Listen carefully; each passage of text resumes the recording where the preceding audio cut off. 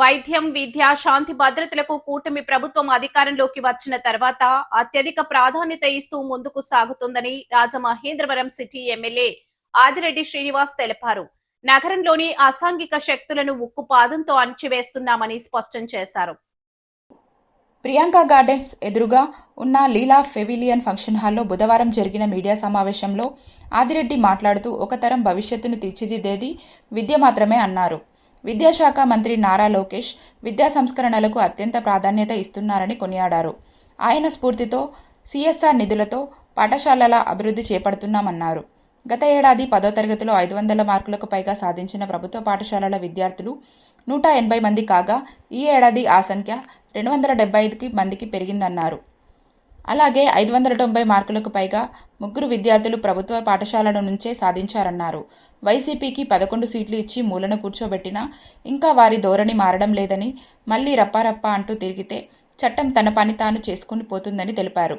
తప్పు చేసిన వారు కూటమి నాయకులైనా చర్యలు తీసుకునేందుకు తనకు ఎటువంటి అభ్యంతరం లేదన్నారు. శెట్టిబలిజా కార్పొరేషన్ చైర్మన్ కుడుపూడి సత్యబాబు, కూటమి నాయకులు మచ్చి రాంబాబు, కాశీ నవీన్ కుమార్, వై శ్రీను, రెడ్డిమణి, వర్రి శ్రీనివాస్, దాసరి గురునాథం తదితరులు పాల్గొన్నారు. పద్ధతులు ఇన్ని విధాలుగా కాపాడడానికి కృషి చేస్తూ ఉంటే నేను ఒక ఆడియో సంభాషణ విన్నాను.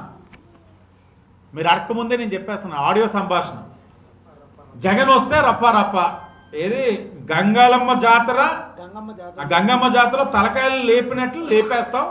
ఆ లేపేసేది మొదటిది అది ఎవరిదో శర్మ అని అతని పేరు ఉచ్చరించి వాడి తలకాయ ముందు లేపేస్తాం. రప్ప తోలు తీస్తాను. అలాంటి వాళ్ళు ముందే చెప్తా ఉన్నా.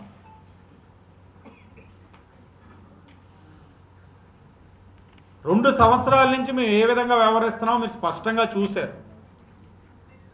ఎవరైనా సరే ఆఖరికి వారు అధికార పార్టీలో ఉన్న అయినా తెలుగుదేశం, బీజేపీ, జనసేనలో ఉన్న శాసనసభ్యుడిగా నేను ఉపేక్షించబోనని నేను ఆ రోజు చెప్పా, ఈరోజు చెప్తా ఉన్నా.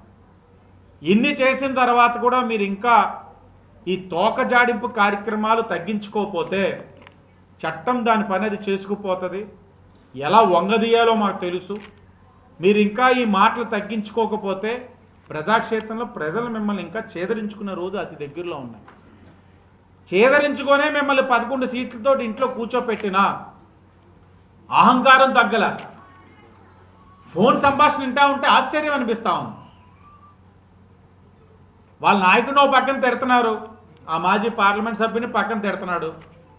ఈ నాయకత్వ లక్షణమే లేదు, అసలు బుర్ర పని చేయదు, ఎవరికి పదవులు ఇస్తాడో తెలియదు అంటూనే ఆయన వరకు వస్తే ఇంక చంపేయడమే కదా అంట. చంపేయడమే అంటే వైసీపీ పార్టీ వాళ్ళు ఎవరిని చంపేస్తారు, ఎవరి తలకాయలు తీసేస్తారు.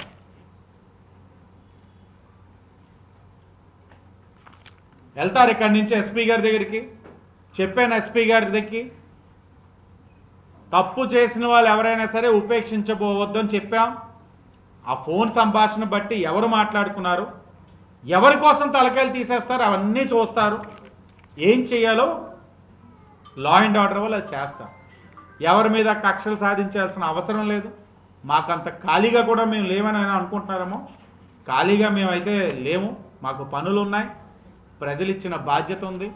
అదే పని మీద ఎవరి మీదో కక్షలు సాధించాల్సిన అవసరం లేదు. ఆ పని కూడా అస్సలు లేదు. ఎందుకంటే ప్రజలు చేయాల్సిన కార్యక్రమాలు చేస్తే ప్రజలు నిర్ణయిస్తారు ఎవరు ఎక్కడ ఉండాలి, ఎవరు అక్కడ ఉండాలి. నిర్ణయించారు, ఇక్కడ ఉన్నాం. బాగా పనిచేస్తే ఇక్కడ ఉంచుతారు, పని చేయకపోతే అక్కడ ఉంచుతారు. అంతేగాని ప్రజలకి నువ్వు చెప్పుకోవాల్సింది చెప్పుకొని ప్రజలకి ఏం చేయాలో నువ్వు చేయకుండా ఫోనుల్లోని తలలు లేపేస్తాం, ఇది తీసేస్తాం వైసీపీ వాళ్ళు మాట్లాడుతున్నారంటే వాళ్ళ ఒక అహంకారం ఏ విధంగా ఉందన్నది ప్రజలు కూడా గమనించాలని కూడా ఈ సందర్భంగా తెలియజేస్తూ